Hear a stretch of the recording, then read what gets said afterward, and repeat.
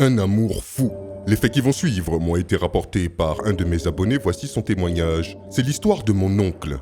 Il y avait une très belle jeune femme, au teint clair, au sourire éclatant et aux formes généreuses, qui avait pour habitude de se rendre chez son ami dans le quartier de mon oncle. Tout le monde était attiré par elle, et les plus audacieux tentaient leur chance, y compris le meilleur ami de mon oncle. Cependant, la jeune femme n'était pas réceptive à ses avances. En colère et déçue, l'ami de mon oncle décida de lui jeter un sort afin qu'elle tombe amoureuse de lui.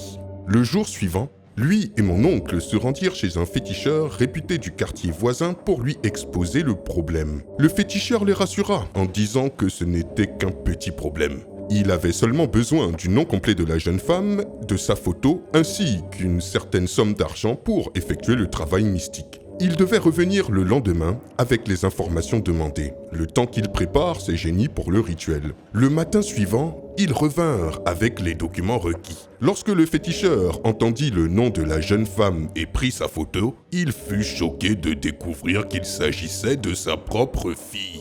L'ami de mon oncle souhaitait ensorceler sans le savoir la fille du féticheur. La tension monta immédiatement entre le féticheur et le jeune homme. Avec un regard menaçant, le féticheur déclara qu'il ne pouvait plus annuler le sortilège, car il avait déjà activé ses fétiches. Cependant, il mit en garde l'ami de mon oncle. Il ne devait jamais faire de mal à sa fille et devait désormais assumer toutes les responsabilités liées à son éducation. Sa nourriture, son bien-être, le paiement de son école, etc.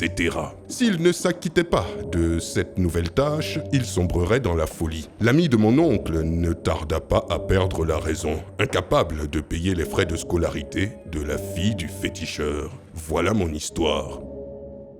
Quelle histoire surprenante et pleine de leçons. Dites-moi ce que vous en pensez dans les commentaires et je vous dis à très bientôt pour une nouvelle vidéo. C'était Takashi J numéro 1 sur les histoires mystiques de l'Afrique.